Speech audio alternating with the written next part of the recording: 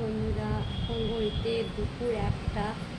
আর কি প্রচুর পরিমাণে গরম পড়েছে বলো। এখন সবেমাত্র বৈশাখ মাসের, আমি বৈশাখ মাসে কত তারিখ জানি না, তবে আজ 19 এপ্রিল। একটু আমি ইংলিশ ডেটটাই বেশি মনে রাখতে পারি, মানে আমার বেশি মনে থাকে।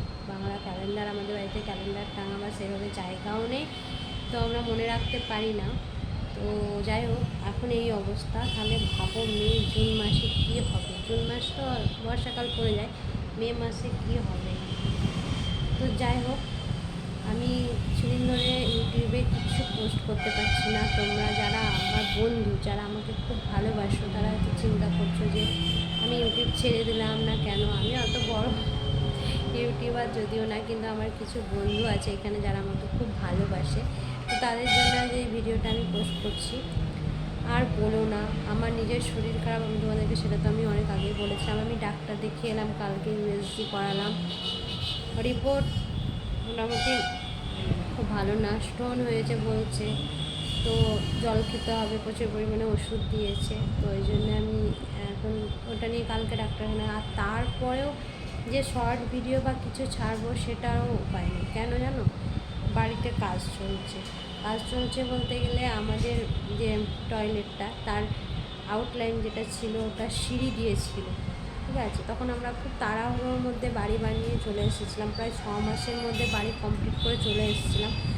তো ওই আউটলাইনটা ওইদিকে দিলে যে পরবর্তীকালে অসুবিধা হতে পারে। অসুবিধা বলতে, সিঁড়িতে তো একসময় মার্বেল বা যেটা ইন্টারনেট সিঁড়ি থাকে, মার্বেল বা টাইলস বসানোর ব্যাপার থাকে, তো সেখানে যে অসুবিধা হতে পারে সেটা আমাদের মাথাতেই আসে, ঠিক আছে। তো সেই জন্য ওটা আউটলাইনটাকে আবার ঘোরাতে হলো। সেই জন্য যখনই আউটলাইনটা মানে যেটা দিয়ে জল বের হয় সেটাকে যখনই ঘোরাতে যাচ্ছি, তখন তো পুরো টাইলসই ভাঙতে হচ্ছে, আর পুরো বাথরুমটা আমাকে ভাঙতে হয়েছে। চলো তোমাদের সাথে দেখায় যে সেটা কী অবস্থায় আছে। তো এই দেখো আমার বাড়িতে কি রোদ, দেখি তো রোদের বাবা।